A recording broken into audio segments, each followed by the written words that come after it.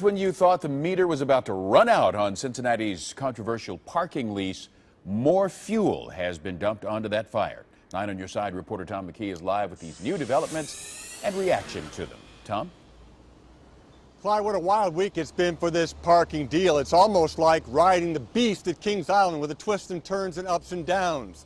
On Monday, WCPO digital reporter Kevin Osborne disclosed this memo from a parking consultant saying the deal wasn't all that good. Yesterday, we reported the Port Authority wants 1/3 of the upfront money. Tonight, there are calls to scrap everything and start from scratch.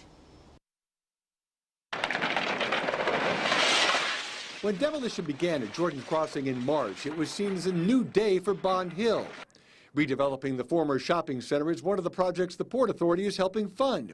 And it's a key reason why the port wants $27 million of the $92 million upfront payments from the parking lease.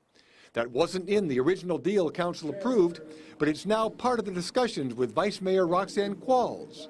If you're looking purely at the content, it's legitimate for the port to ask the city for $27 million to support projects which the city has asked them to do.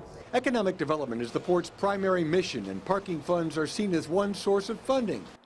While Councilmember P.G. Sittenfeld opposed the deal, he's not against the port getting its share of the proceeds. The devil really is in the details. If that money goes toward the port to do long-term strategic economic development projects in neighborhoods across the city, it will be money well spent, but that needs to be shown and demonstrated first. As presented to council, the lease was to prevent city worker layoffs and fund projects like a downtown apartment tower. When that was challenged in court, other money was found to cover those costs.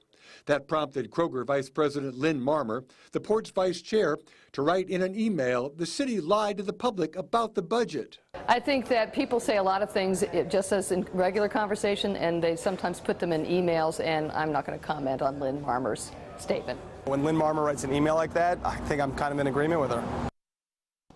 Now, meanwhile, the port continues its detailed review of this lease deal with an eye toward finishing it by the deadline of September 4th. The group Coast says it wants everything thrown out, saying the deal that's currently being discussed is nothing like the one that council approved. John Cranley, who's running against Roxanne Qualls for mayor, says he agrees with that assessment. Tom McKee, 9 on your side, live downtown. Thank you, Tom.